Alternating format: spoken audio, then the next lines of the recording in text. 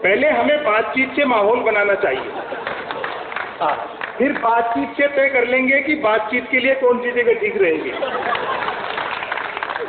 इतनी बातचीत के बाद भारत ने बातचीत की। बातचीत के लिए पहले आप दिल्ली आ जाओ, फिर हम इस्लामाबाद आकर बातचीत कर लेंगे, या फिर इसका उल्टा कर लेते हैं, स्थान बदलने से कौन सी बातचीत बदल जाएगी। बढ़िया। बातचीत से जब दोनों देशों में इस तरह बातचीत का वातावरण बन चुका तो दोनों ने परस्पर बातचीत की। बातचीत सचिव स्तर की, मंत्री स्तर की और प्रधानमंत्री स्तर की हुई। फिर व्यंग पर ध्यान जाऊंगा, दुर्भाग्य कहें कि सौभाग्य, सचिव, मंत्री और प्रधानमंत्री स्तर की बातचीत में सचिवों, मंत्रियों और प्रधानमंत्रियों ने तो बातचीत की, किंतु स्तर चुप रहा, उसमें कोई बातचीत नहीं। बातचीत टूट नहीं जाए, अतः अमेरिका लगातार दोनों देशों से बातचीत कर ये कहता रहा कि ये दोनों देशों का आपसी मामला है, सो आप दोनों आपस में बातचीत करो। और अंतिम व्यंग पर मैं आपका आशीर्वाद चाहूंगा, भरपूर तालियां बजाकर मुझे विदा दें। प्रत्येक बातचीत में सारा जोर बातचीत पर रहा। पाकिस्तान ने बातचीत में कहा हम कश्मीर लेकर रहेंगे, अब तालियां चाहूंगा व्यंग पर, हम कश्मीर लेकर रहेंगे। भारत ने बातचीत में कहा हम कश्मीर सुई की नोक की बराबर भी नहीं देंगे, चाहो तो दोबारा बातचीत कर लो। बहुत बढ़िया, बहुत बढ़िया, बहुत बढ़िया।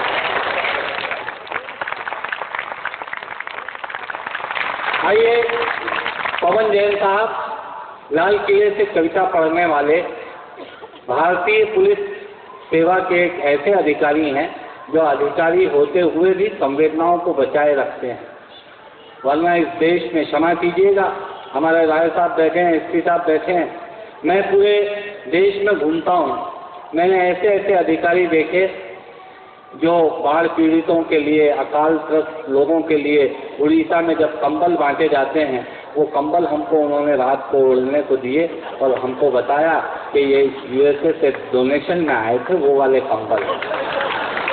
संवेदनाओं का स्तर जब इतना गिर जाए कि गरीब आदमी तक पहुंचने वाली राहत बीच में रुक जाए, ऐसे में पुलिस महकमे में रहकर संवेदनाओं को जीने वाले एक ऐसे कवि का नाम है पवन जैन, जिनकी किताब भी प्रकाशित हो चुकी है।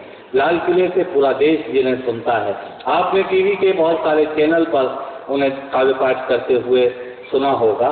मैं पवन जैन साहब को इस बैतूल जिले में आप सबकी उपस्थिति में, बालाजी की साक्षी में, मैं यदि बुलाऊंगा तो ये अतिथि का अपमान होगा। आप स्वयं बुलाएं, जोरदार तालियों से पवन जैन साहब। एक ऐसे प्रांगण में जहाँ मंदिर भी हो, आरती भी हो, और वहाँ शब्दों की आरती से हम लोग अपनी बालाजी की आरती उतार रहे हैं। जिस विभाग में हूँ, 20 साल से उस सेवा में हूँ, कुछ चीजें मन से कही जाती हैं। मुझे कई बार लगता है कि अगर राजनीति और पुलिस नहीं होते तो कवि सम्मेलन शायद न चल पाते।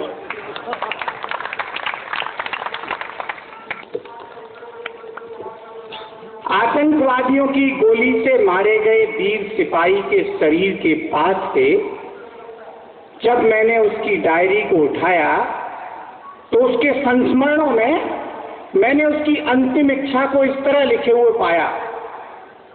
मेरी लंबी सेवा में पुलिस थाने के अलावा ऐसा कोई सरकारी कार्यालय नजर नहीं आया जहां पूरे साल 24 घंटे मैंने कभी ताला लटका नहीं पाया। क्या बात, क्या बात। मेरी जिंदगी में कभी छुट्टी का संडे या मंडे नहीं आया।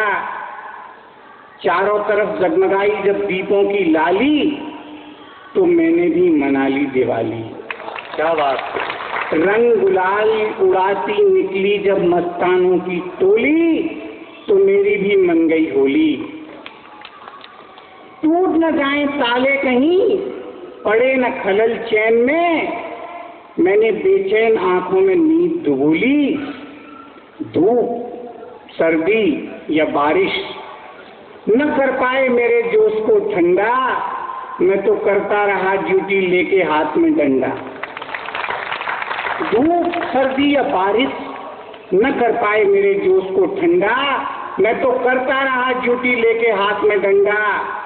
सच कहूं ख्याल तो मेरे मन में भी बहुत आए, घर जाकर बीवी से बतियाऊं, पिक्चर ले जाऊं, मेला घुमाऊं, बच्चों को पढ़ाऊं, थपकी दे सुलाऊं, पर कमबख्त ड्यूटी में हमेशा आफत डाली, कभी मन महसूस डाला, कभी कल पे बांटता। क्या बात, और जमाने ने भी देखा तो हिकायत से देखा, गलती पे खाई अफसर की डांटें, जिसके दामन में हो सिर्फ नफरत और कांटे, जिसके दामन में हो सिर्फ नफरत और कांटे, तुम ही बताओ कि वो फूल कहां से बांटे। क्या बात। भाई मदन मोहन समर इस मंच पर हैं, वो कविताएं लिखते हैं, पूरे देश में पढ़ते हैं, पूरे देश में जाने जाते हैं। तुलसी माखन पुरस्कार जिसे मिला, भाई मदन मोहन समर हमारे इस मंच पर हैं। ओजस्वी वाणी से अपनी बात आप तक पहुंचाने की ताकत उनके पास है। मेरी हत्या कर दी कि मेरे बाद अनुसपन को सुना जाएगा, मतलब आप पहले जल्दी से पूरी करिए और बैठ जाइए, हमको अनुसपन को सुनिए। नहीं, ऐसा नहीं है। आप इतना अंडर एस्टिमेट अपने आप को क्यों कर रहे हैं? आप पत्थरों पे खुदे हुए वो शिलालेख हैं जो बरसों बरस तक जिंदा रहेंगे। अनुसपन प्यार के गीत लिखती हैं, वो रेत पे उंगलियों से लिखे हुए के समान होता है, जो हवा चलती है और बह जाता है। तालियां बजाइए।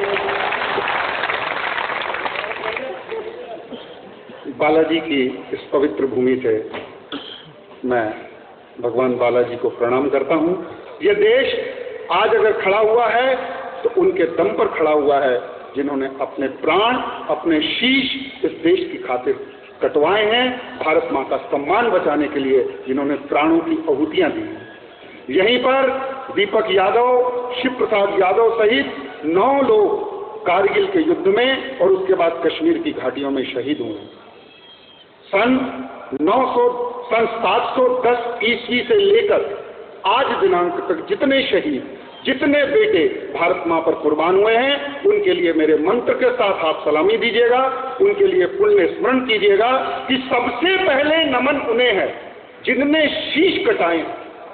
सबसे पहले नमन उन्हें है जिनने शीश कटाए हैं, भारत माँ की शान की खातिर जिनने प्राण गंवाए हैं, जिनने जीवन छोटा माना देश महान है, जिनके दम पर खड़ा हुआ ये मेरा हिंदुस्तान है। तो हर संकट में डटी रही ऐसी जोश जवानी को नमन नमन, शत नमन है उनको, उनकी हर कुर्बानी को नमन नमन, शत नमन है उनको, उनकी हर कुर्बानी को। दोस्तों, अभी आदरणीय जैन साहब ने पुलिस की पीड़ा और गांव की तस्वीर के बारे में शाश्वत जिक्र किया। इससे पहले आदरणीय संपत जी आपको हंसा रहे थे, गुदगुदा रहे थे। वो आपको रसगुल्ले खिला रहे थे, मीठे मीठे रसगुल्लों की दुकान के बाद मैं आपके पास आया हूँ। मेरे पास आंवले हैं, कड़वे कड़वे, लेकिन एक चीज देखना, रसगुल्ले खाना और उसके बाद शक्कर घोल के चाय पीना, दोस्तों फीकी लगेगी। और एक आंवला खाना और उसके बाद फीका पानी पीना, थोड़ी देर बाद मीठा लगेगा। बहुत बढ़िया बात है। तो मैं वो आंवले लेकर आया हूँ जो खाने में तो आपको कड़वे लगेंगे, लेकिन दोस्तों थोड़ी देर बाद अगर अपनी सांस भी अंदर खींचोगे तो वो मीठी लगेगी।